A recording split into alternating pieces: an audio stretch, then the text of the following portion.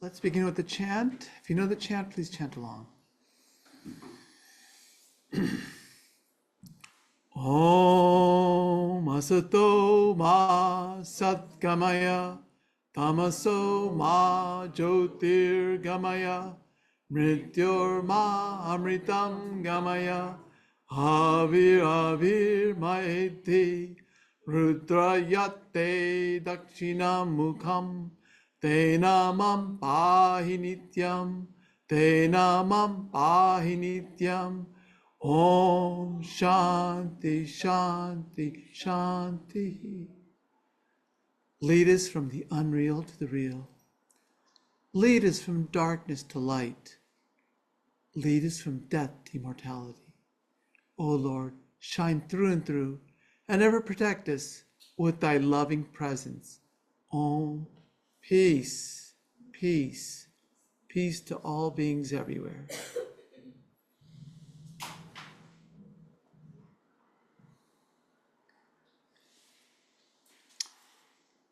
Well, today we're very fortunate to have our revered Swami Sarvadevananda, who's head of our Vedanta Society of Southern California. He's just come today, he's just came yesterday from Texas, where he was in Houston and then Austin. And, Swami is 82 years old now. The body's 82 years old. And the body's also a little bit beat up. His shoulders are banged up. He can't move his arms, but yet he is still here to come visit us and speak to us today about yoga, its individual transformation, and psychology. Basically, he's going to speak about Raja Yoga.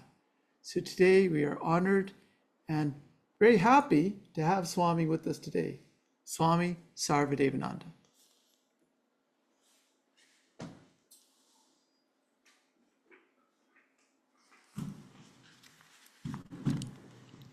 Om Jananing Sharadam Devim Ramakrishnam Jagadgurum Padupadme Tayo Sritva Pranamami Muhur Muhum. We offer our salutations to Bhagavan Sri Ramakrishna, the God, Lord of the universe, and the Mother Sarada, again and again. Om peace, peace, peace. So, Happy New Year. After a year we are meeting each other. Yes, time passes like that, and we only become the witness of this passing. And transformation, we like or dislike, it happens. We wish it for good or wish it for bad, but something happens. But we have a role in that change if we can add our effort into it. So today, as Swamiji has mentioned, that my topic is what? Yoga. Yoga for individual psychological transformation. Yoga for individual psychological transformation.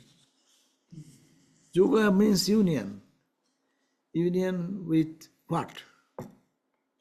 We are disconnected from our body. We do not know how to handle the body, how to teach the body to work, function properly. Then yoga helps us, unite us, connect us with that. We do not know how to handle our mind, where it goes, how it works, how it can be peaceful, how it can be joyful, how it can be established in eternal bliss. We do not know. So there is a practice of yoga then. So yoga has a deeper meaning, and yoga has done wonderful. And it is handed down from centuries and millennium. It has created such an impact in the society for the betterment of the society, to give it good health, good support. And it helped the human society to a higher level, to rise body consciousness in a higher level in a proper way. It has transformed both physical bodies as also the mental bodies in both the levels. A healthy society needs two things, healthy body and healthy mind. First of all, a weak body is of no good because it does not help us in any way. So, but there is a way to make it unite with our consciousness in a way which we are practicing in this country. It is called yoga. But in India, it has been thousands and thousands of years it is going on, this yoga practice. And its impact is tremendous. Impact is good. Swami Vivekananda wanted that it should be muscles of iron, nerves of steel, and in it will reside a mind which will be as strong like a thunderbolt, as soft like a flower. What a combination. So that is the possibility in our practicing the yoga. In modern scientific age, what miracle yoga has done, we can really see this effect in these nooks and corners of all the Western countries. This yoga has become a part of our livelihood, is it not? And it has all done good, very good. But it can give more. This yoga is not limited. It is only Patanjali's yoga philosophy, if we go to that. Out of the 8 steps, one part is called the asana, and that is called the yoga. And before that, they have talked about moral values and idealistic life, how to live in a society, good person, to be a good person. That's the foundation, good person. That's why practice of self-control, practice of self-discipline has been mentioned in the Raja Yoga. To unite into that our higher divinity, then there comes the psychological development, which is called meditation, prayer, and all these things. Ashtanga Yoga, you all know, 8 steps of yoga, but fundamental 2 things are common for that.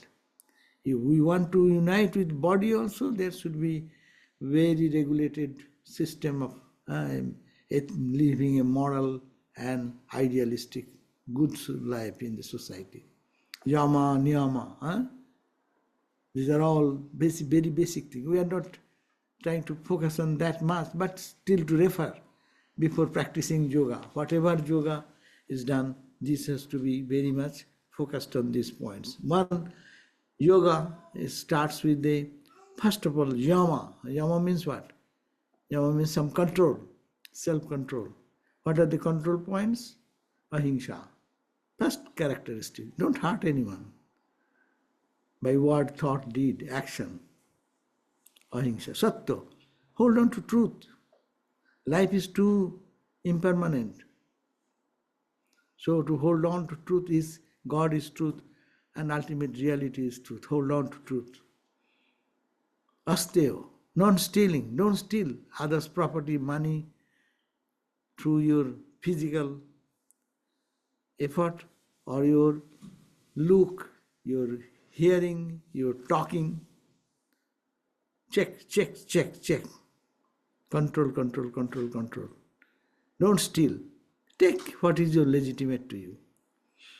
In Brahmacharya, have a very celibate life, dedicated to your wife, to your husband. Celibate life. For a monk, absolute celibacy. For a householder, love. And what a good society. Think that the qualities we are talking about, if any home carries this fundamental quality, it will be a heavenly world, no? But why so much suffering? Why so much pain? Because you don't follow this yoga's rules, fundamental rules, foundational thing. And then don't be crazy or hankering after gifts to come to you.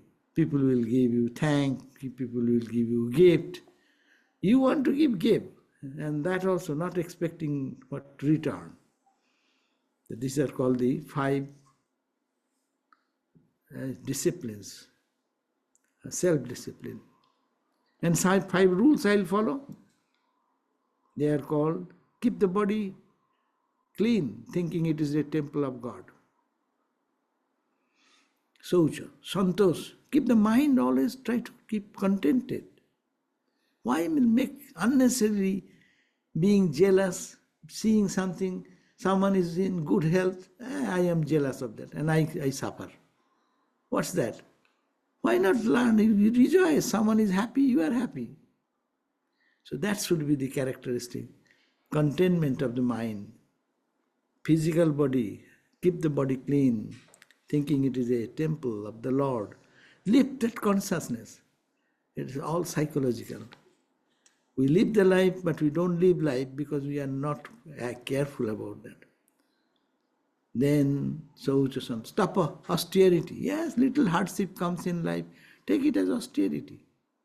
As purifying our soul. Austerity.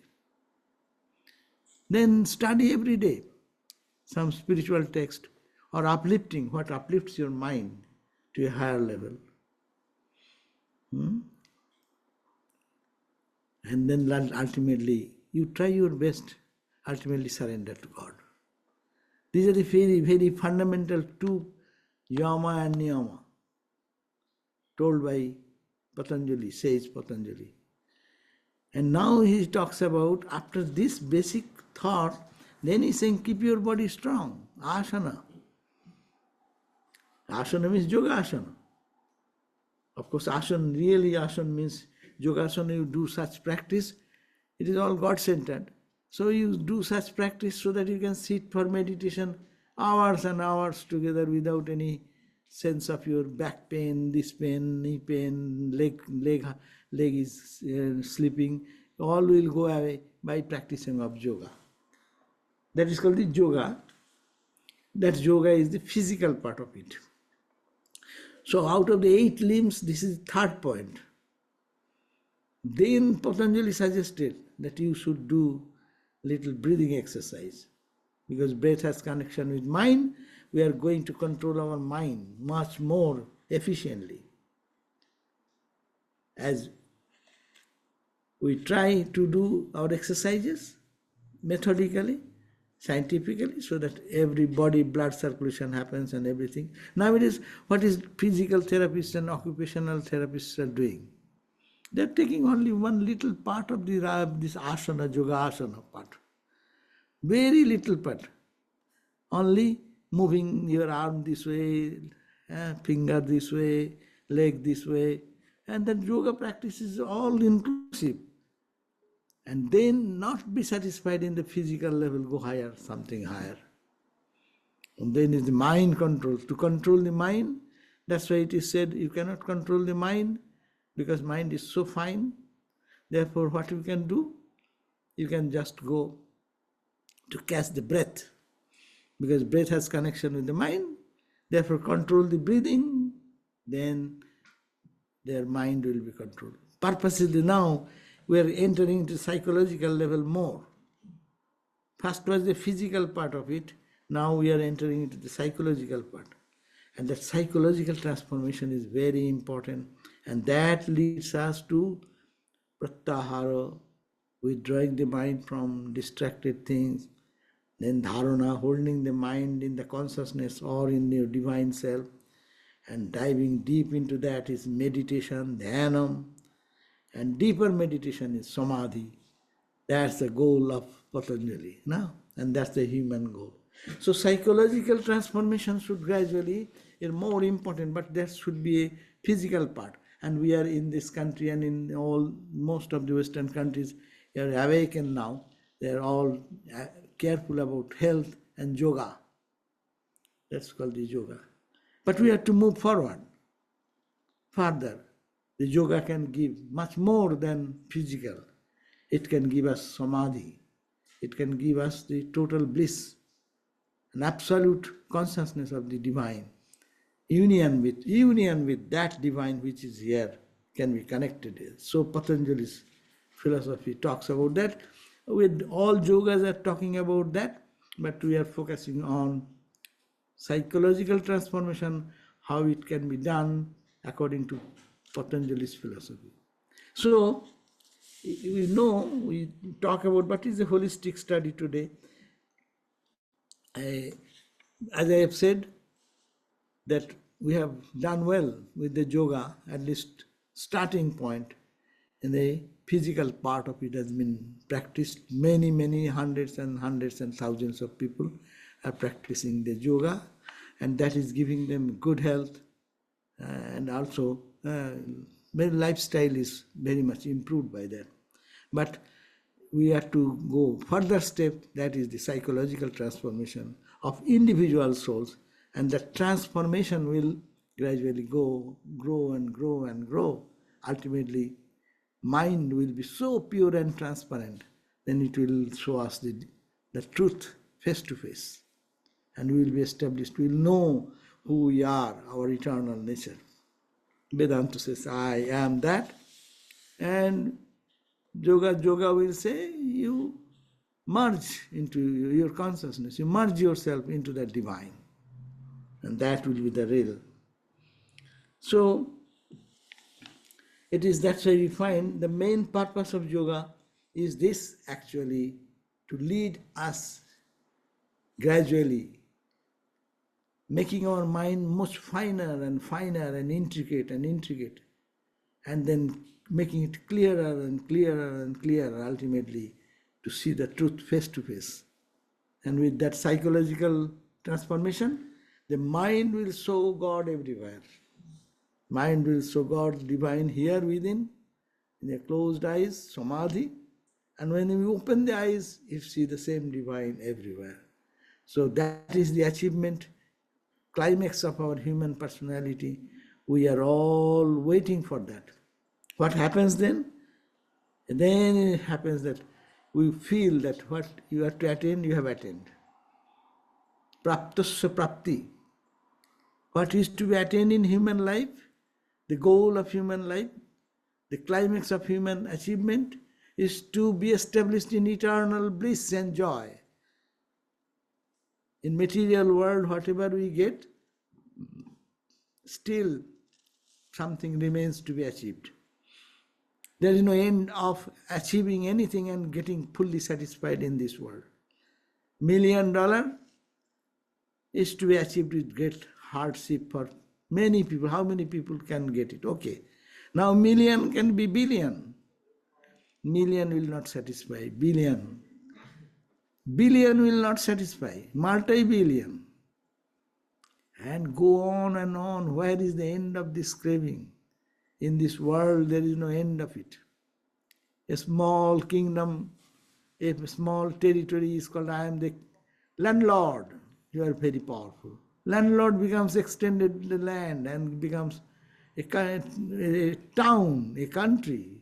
And then you become, I am United States, I am the boss. I am in India, I am the boss.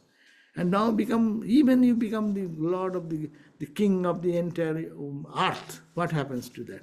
What about the other terrestrial things? Is there any end of it?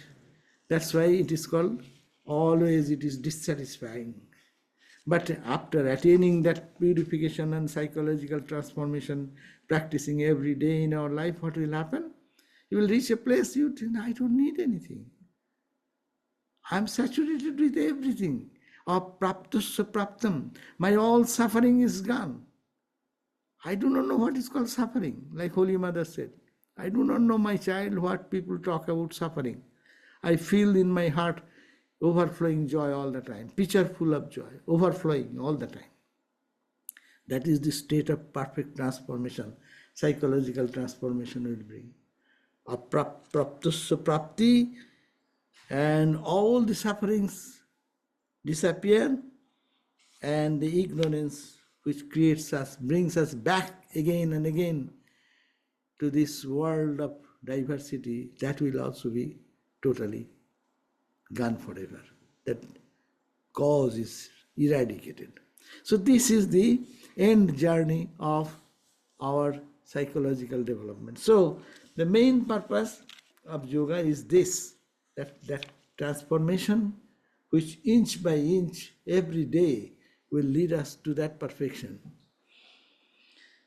So our minds are normally, you see, we have talked about the physical part is not our discussion today more, but it is about the psychological, mental part. And spirituality is all mind. It's called Manaeva Manushyanang Karanang Bandhamakshaya. Mind is the cause of bondage, mind is the cause of suffering. Mind shows us devil, mind shows us God. No? It is the mind.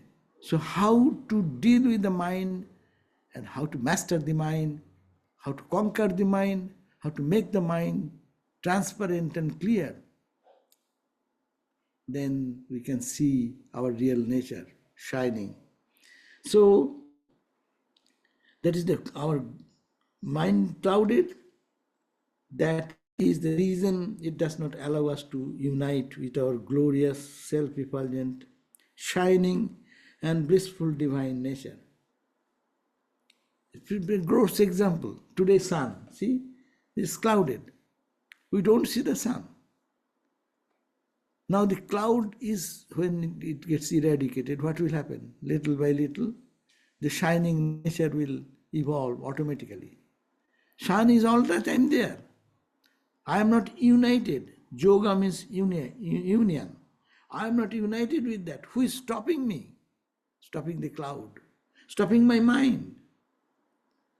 My ignorant mind, my mind which is attached to the things of the sensate universe, which is not permanent, not eternal, but giving a appearance of permanency or appearance of joy, and we get attracted into it. That is the clouded mind's creation. So sun is covered by thick cloud. Even I give the example, even the vapor, little vapor in your mirror when you get a shower, you see a little vapor on the top of the mirror. You cannot see your face. Little that micro layer of vapor is stopping me from seeing my real nature. So see the mind, how mind can, and not only that, it creates distortion. Suppose you are a concave mirror or convex mirror and you see your face in that convex mirror. How you see your face? Gives a distorted figure. Your face is not distorted. Your real nature is not distorted. But the mirror, through the mind, that is giving us distorted figure because it is concave or convex. So this is the whole world, is the mirror of mind. So whole spiritual life or whole goal of human life is to just deal the mind. Deal your own mind. So much to do here. People take responsibility of others all the time. But people don't know much more to do here. We see wrong. Some Holy Mother used to say, why do you see wrong in the world? Why don't you ask, why do I see bad in the world? Because your mind is bad. A child does not see anything bad in the world. A baby, in his eyes, everyone is, you go and smile and he will smile at you. Anyone known, unknown is not the point. He does not have any discrimination. You are bringing a gun or you are bringing a candy. Because of course he is not developed that much mentally, but we think we are developed. We are not developed. We are also like that, confused according to our mind's condition. So purify the mind, purify the mind, purify the mind. And purification has its own course, and that we can read from the Patanjali's philosophy.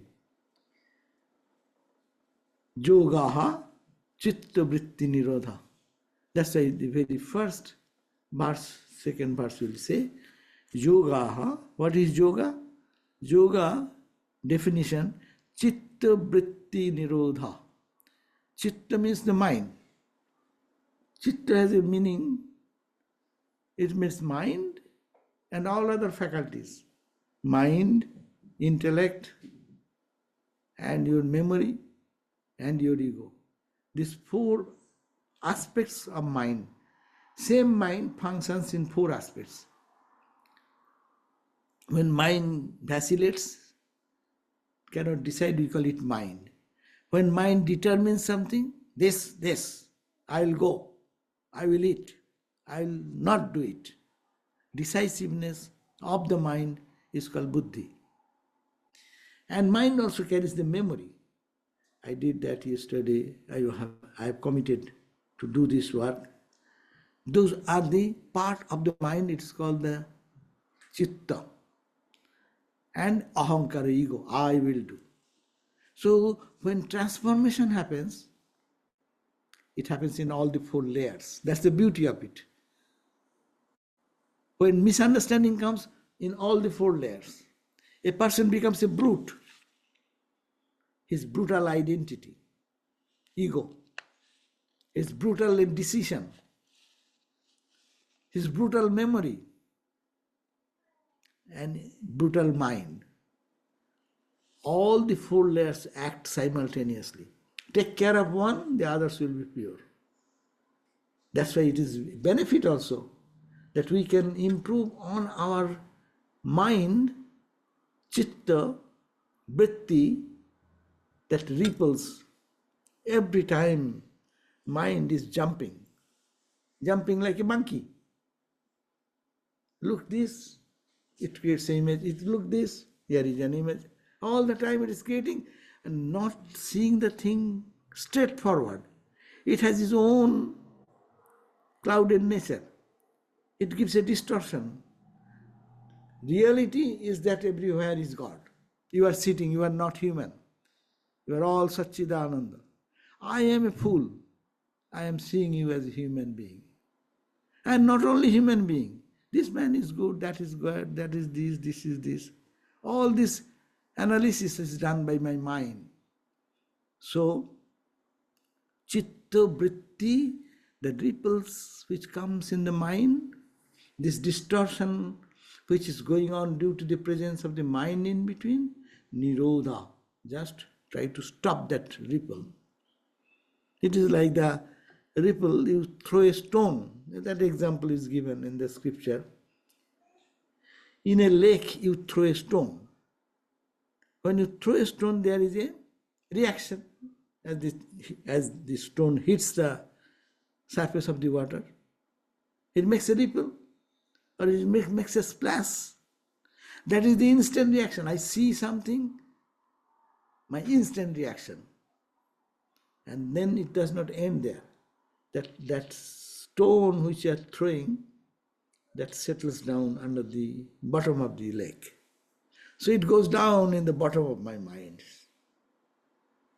So if I throw a wrong stone, negative thought, here thought, when a stone is the thought, what you think. When I send a negative thought, it creates a negative reaction immediately. Anger, frustration, arrogance, all this what we find. And after that, it does not go away. It settles down in the mind. It again can come up anytime. Its impact can come out. That's why you can recollect. Good thing you can recollect, you may forget. You may forget how many things we do every day. All are in the memory chip, in the heart, in the mind lake. And that mind, that chip moves from one body to another body. After death, this whole impression moves to another. So we carry our mind life after life. That's the point. We carry the body temporarily, this life. And in this body also, it has a change from birth to death. But the mind which is there, it is carried from this life to that life to that life to that life. That's why it is so hard to control the mind, to master the mind, to spiritualize our all actions, thoughts and memories.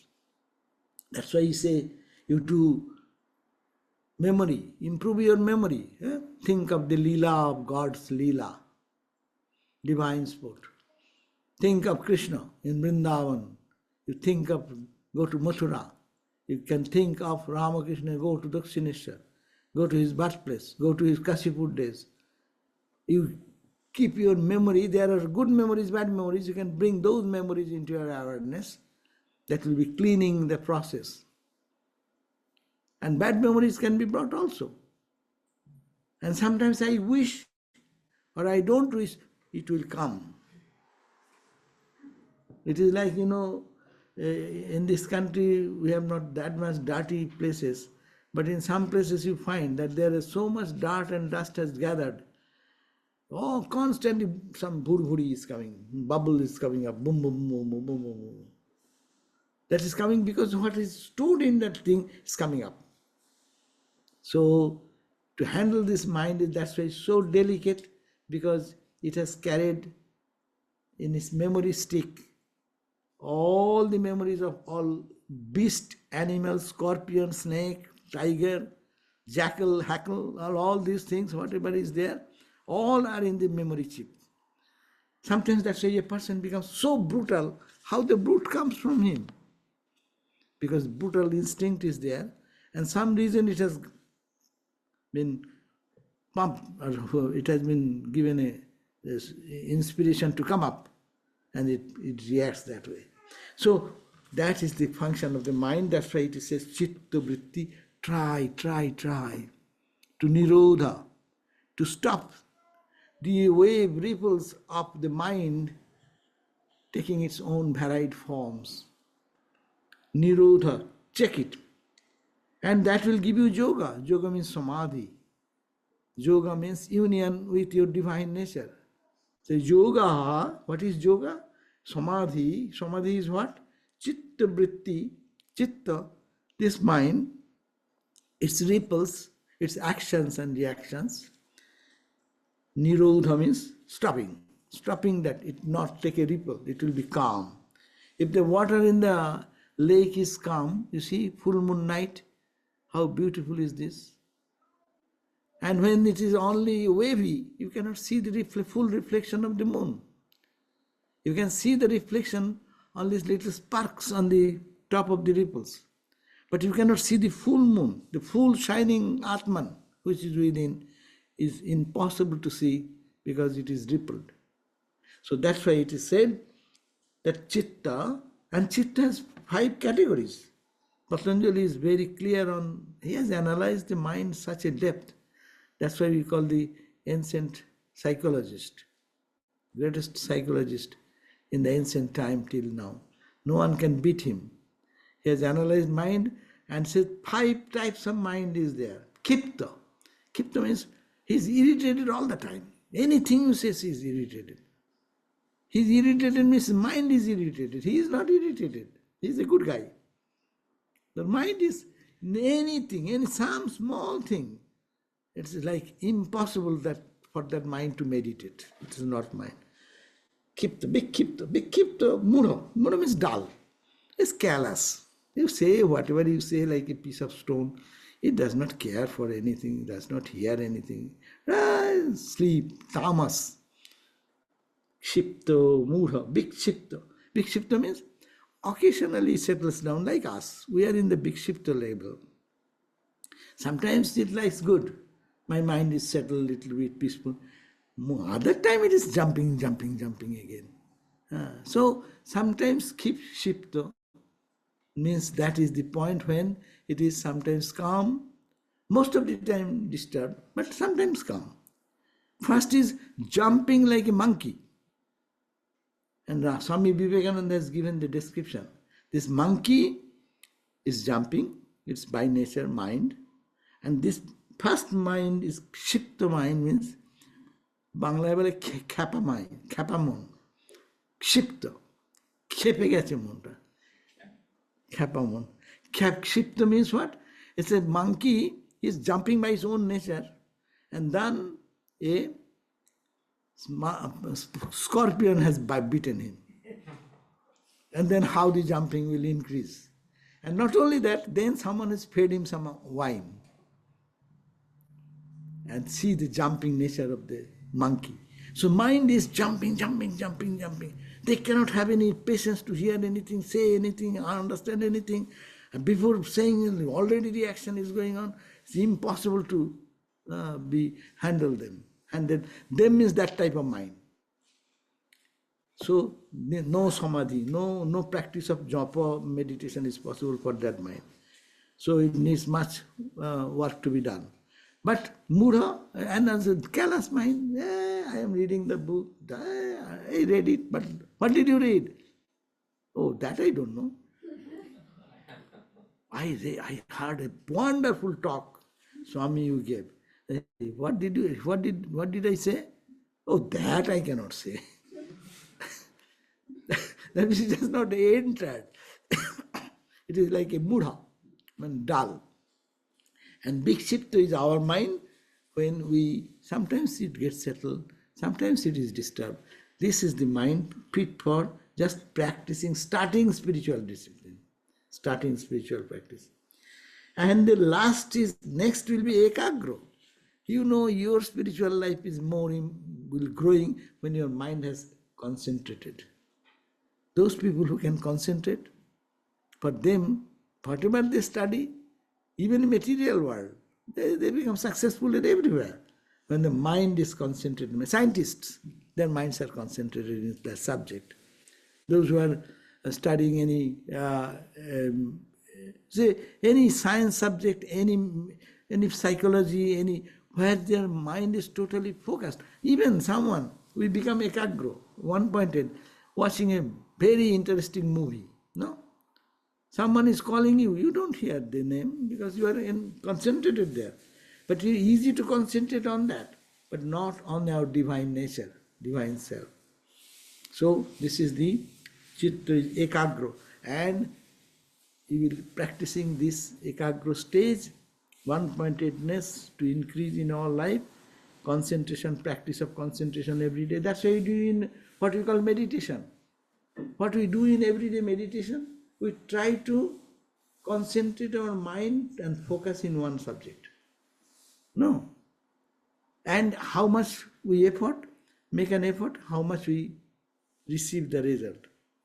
So it is said, and practicing long time, a time will come, mind will be niruddha. Niruddha means perfectly calm. And when it comes, the revelation of the truth will reveal. So we have to go from this state of vikshipta to mudha, that means the jumping mind, to the dull mind. Dull mind sometimes is understood sattvika mind. That's wrong. A dull brain and a fully illumined brain look alike. Ramakrishna may be silent and a fool may be silent. I may be a fool, I will be silent. I am not a Brahmagyani because I am not talking anything. That's also another way of protection of the fools, not to express. That's why they don't talk much. If he says speaks, then all knowledge will come out. All the ignorance will be coming out. So this point is that we have to seek, this is the gradation, transformation of the mind. 5 levels of transformation. So God's grace that we are here, we are all in the 3rd grade.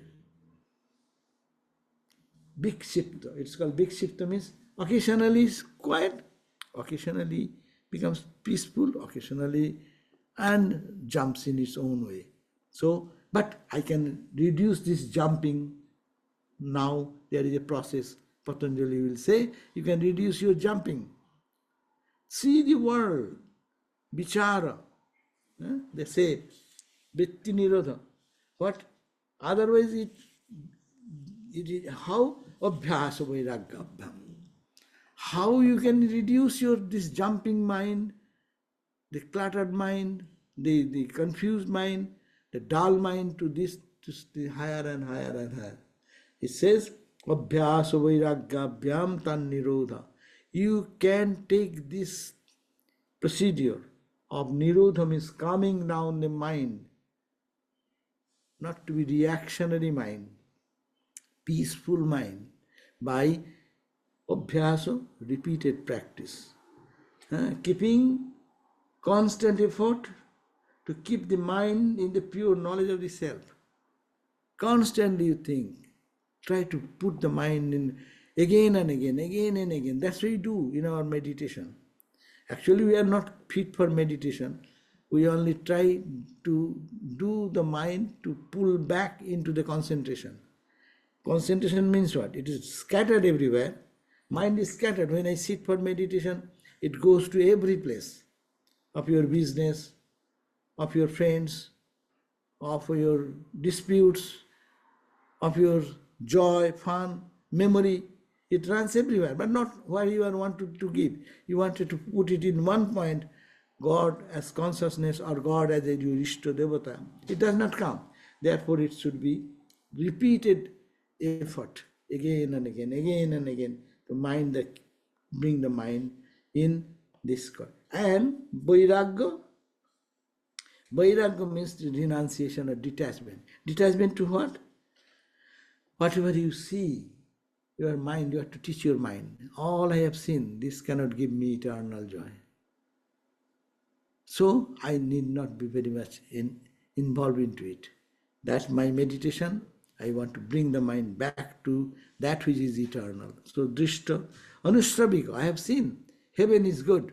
Many people crave for heaven. Heaven is also temporary. I don't care for that. That Vishaya with Vitrishna. Vitrishna means disgust. Use a very strong word. Patanjali has used a strong word, Vitrishna.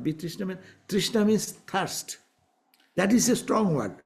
I am thirsty for enjoyment. Okay? Worldly enjoyment.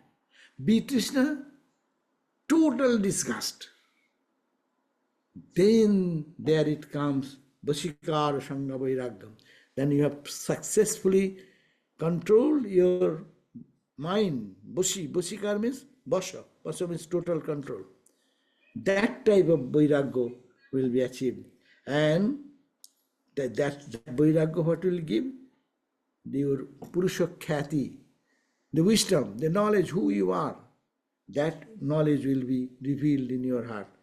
And because of this guna Vaitrishna, knowing it is disgust for the object of the universe which cannot give us joy. What will little more joy or less joy?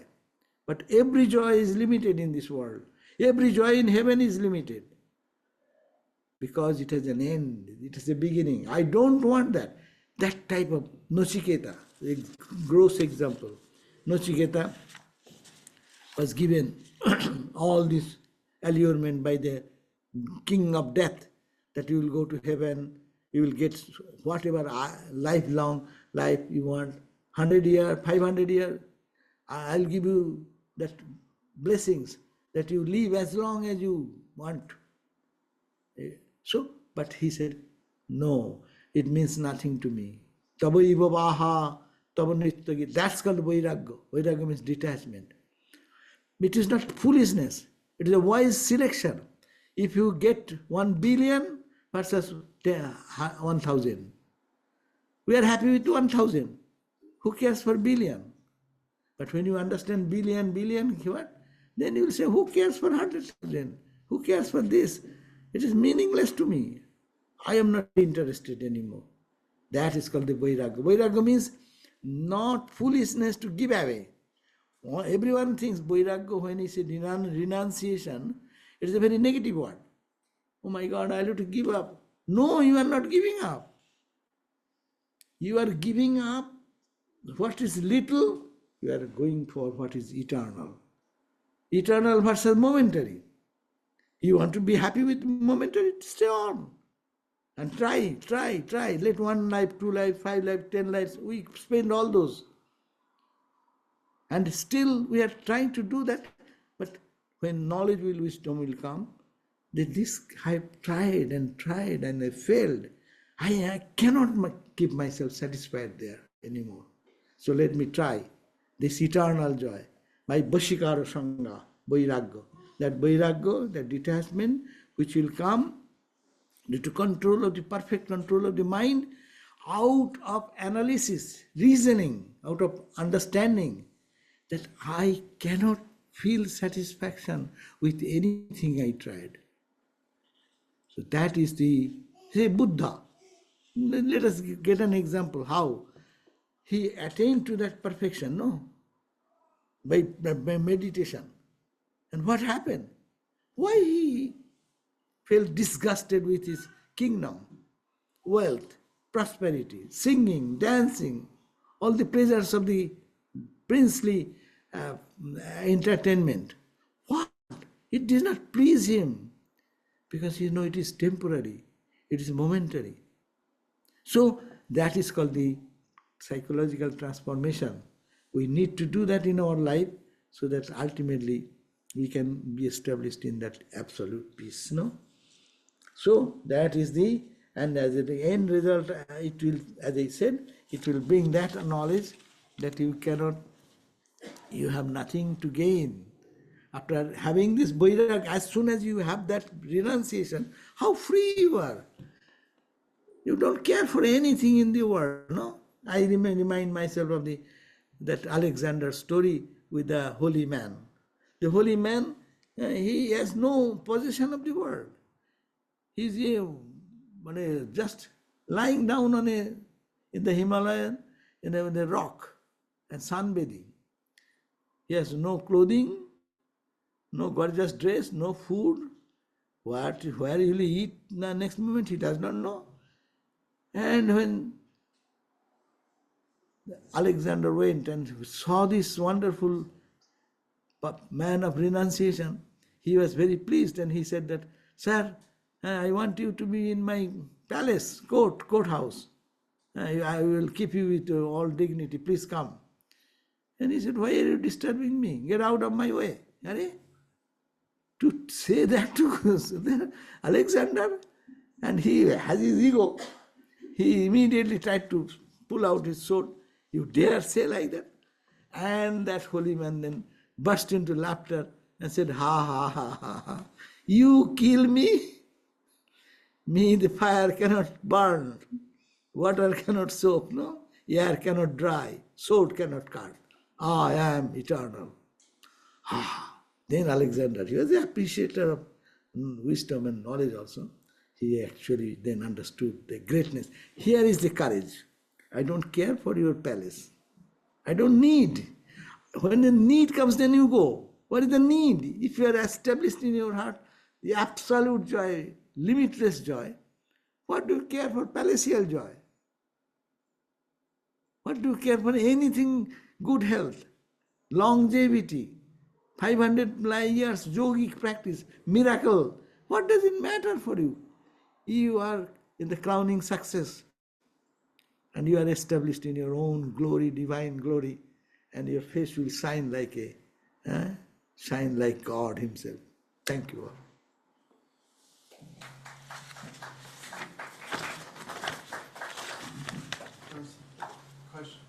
Questions? Now itself.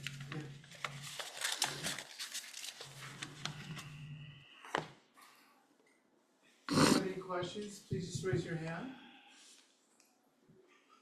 Thank you so much, Swamiji, for coming to us.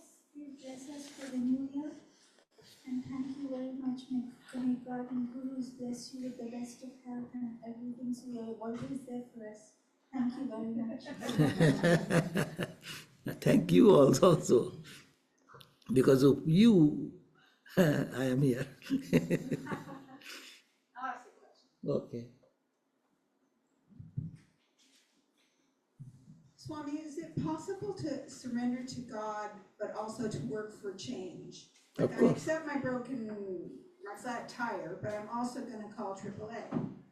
We should have to do. That's why Abhyasa, see, the scripture is so meticulous. It does not keep any loophole. He says, Abhyasa vairagyabhyam tan nirodha. To arrest the jumping of the mind, to keep the mind in perfect calmness, two things have to be done, he has said. Abhyasa, first your effort. I will try to keep my mind cool. I don't want to have a monkey mind. I want to be a person where I have perfect peace in myself and I can see the bottom of the spirituality. So that effort should be there, and because of that effort, God's grace is coming, mind will automatically be transformed. So God's grace and both should go simultaneously. Because what happened, even God gives us something, we cannot appreciate that unless we are fit. Suppose I am not hungry. With the hungry mind, you give some hungry body, you give one simple, some ordinary, very simple thing. I'll feel like it's nectar, no? And when you are having a full meal, and someone brings a very delicious food, it will not be of any importance or a value, it will not give any joy to us. So we should be thirsty for that. So we should have our effort, and the transformation. That's why I say is a purpose, practice, our practice. But our practice also needs His grace. But His grace is there. We'll have to make an effort. Any other questions?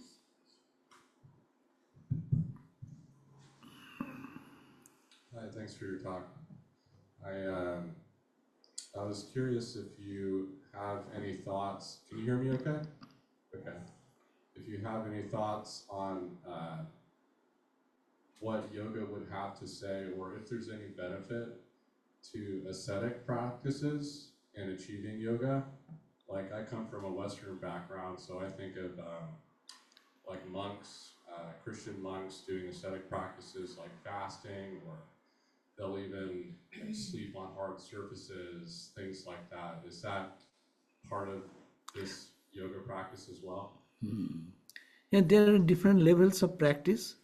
First of all, we are taking care of the body so that body can give us good health. It is a very scientific path. With that good body, good mind, if we are strong, then practice. Another practice, I enjoy the world because of this body. I am too much body conscious. So why to pay so much comfort to the body? So that I can fast. I don't need so much to eat. So I am controlling. It's one way of self-control. Hinduism is also there. You go to the Himalayas, how sadhus are ascetics there.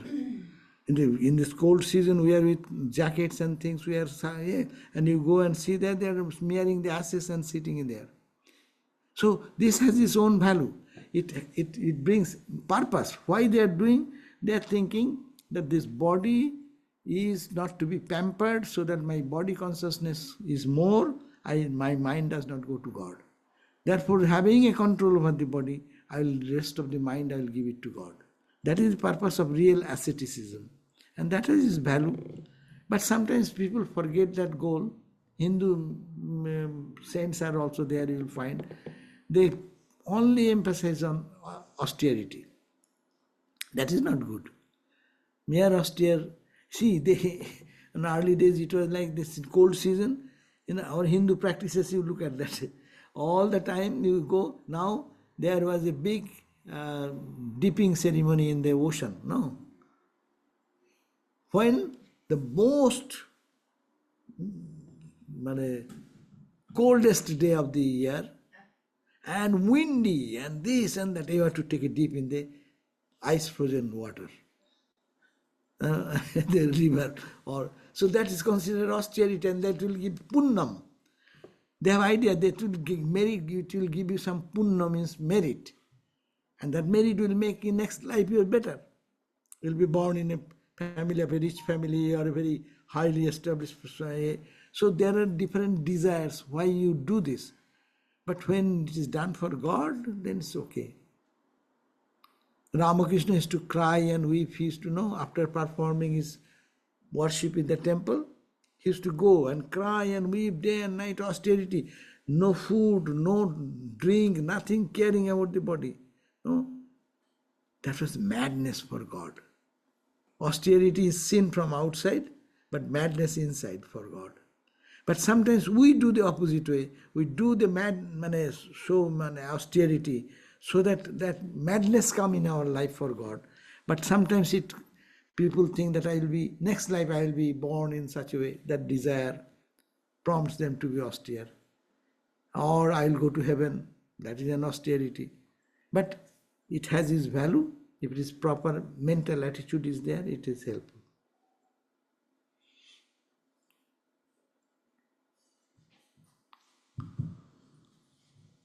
Hello. Why is Raja Yoga considered the most difficult yoga path? Difficult? Well, since there are different yoga styles. No.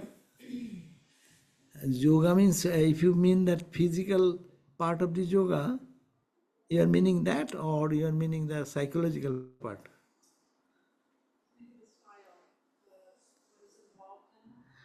What is involved in? Yeah, to make spiritual life, it is more scientific path. It is not difficult. It is difficult, of course. God realization itself is difficult. Is it not? Any path you follow. Which is easy? Tell me. Bhakti yoga is easy? Maybe you can look at it this way. It seems Raja Yoga is really dependent on your willpower, right? So it's the aspect of meditation here we're talking about. It's the will we're talking about compared to any other type of yoga. So is it the cultivation of the willpower that makes it difficult in this sense? I mean, asceticism, all this is cultivate willpower. Willpower is giving you one-pointedness. Okay. So in that reference, maybe she's talking about But why it's difficult. no, even in Bhakti Yoga also, when you do practice Bhakti Yoga, you have to cry and pray with whole heart. Do we do that? We cannot do that. We just do some rituals, something we say it is easy. As much easy, so much is the gain. As much harder, that much is the greater achievement. And in one state of mind it appears, that's why it is said, we suggest that follow any yoga what helps you to reach this goal. Someone may be psychologically happy with Vedantic analysis, someone may be Bhakti Yoga, someone may be Karma Yoga, someone may be Dhyana Yoga. This is Dhyana Yoga. Yes, it is difficult, but it is scientific. If we step the other steps, it does not become successful in our life because we don't take the preliminary steps I discussed today. No one cares for whether he is a truthful person, whether he is an honest person, whether he is a loving person. All these qualities, no, development. That any person should develop, and then this sadhana will be much more easy. But true, it is true, for someone, Bhakti Yoga may be easy. Let us practice that. Yoga is union. Main point is union with God. In whatever path one can follow.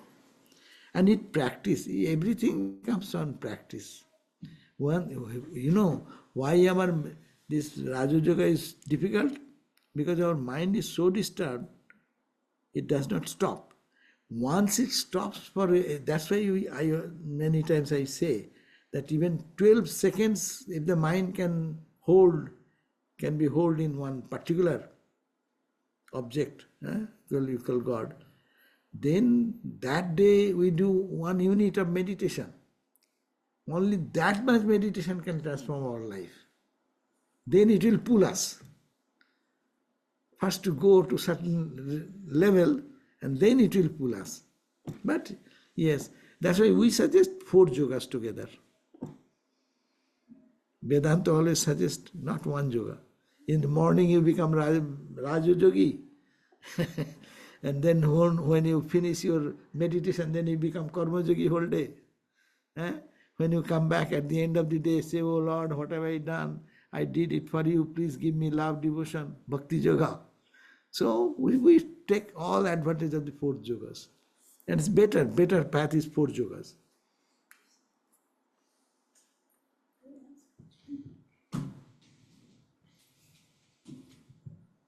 So good to see you, Maharaj. I came from Tucson to To visit. Tucson? Yes. Oh. The recent Sudipta. Sudipta. From Austin. Austin. I do see my granddaughter. She lives here, and this is her first introduction to Vedanta. Vedanta. And if you could maybe give her some advice on how to deal with this world chaos sometimes there. Yeah, not for all of us. We should follow the basic things what has been discussed today. We should have to have whatever you want in life, we should have to have a basic principles of life. A good person, honest person, sincere person, and that gives us strength within. Forget God realization and other things. At least to be truthful, to be honest, to be loving, to be caring, to be pure in thought, pure in action. And that should be the foundation of that. And then whatever we do, everything will be successful. We should have the foundation of the building, no? Many people start big house but without foundation. So it looks good, but any little storm comes or something, earthquake, it immediately crashes. No, now they are building houses where with the earthquake will not do anything. Earthquake proof. No, foundation is so strong and such a design. So our spiritual life's foundation is there. So be like that. Do whatever you like, but on the foundation of this yama niyama. Ahimsa sattva asteo brahmacharya aparigraha. Ahimsa, non-injury; sattva, holding on to truth; asteo, non-stealing. Non-stealing means not see something which is bad, which is not mine. I see things which is not mine, I should not. This is also stealing. Hear something which is should not be. It is not my, I should not hear that, but I hear. So this control. So brahmacharya, celibacy, purity of the life. As I said, the husband and wife and friends, they are celibate. But then non-receiving of gift. This is the established formula. But you can do whatever best you can do out of it. Yeah. Thank you. Swamiji, the minute you wake up and you get out of the house also, you often cannot see stuff that is pure. And the mind, when it discriminates, it tells you this is not good, this is not good. Better, at the beginning we should say it is not pure, it is pure, so that we become pure. But a stage will come when impure thing will not be in your vision. But at this point, yes, I want to be better, so I see what is good. I will assimilate the good things first. But something bad is there, but what am I to do with that? I cannot change the world outside. So you just turn a blind eye to it. No, you say it is, if you have to do something, do to correct that which is bad to good. If you cannot do, pray to God and keep your peace.